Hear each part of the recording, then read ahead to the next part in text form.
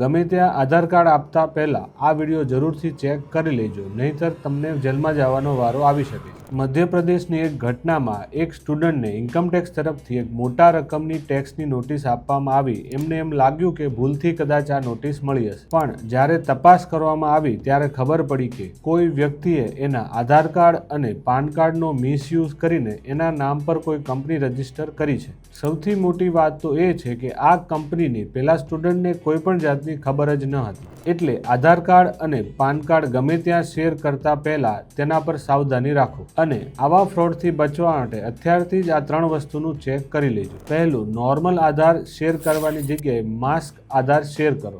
બીજું, ટાફકોપ નામની વેબસાઇટ પર જઈને ચેક કરો કે તમારા આધાર સાથે કેટલા મોબાઈલ નંબર એક્ટિવ છે.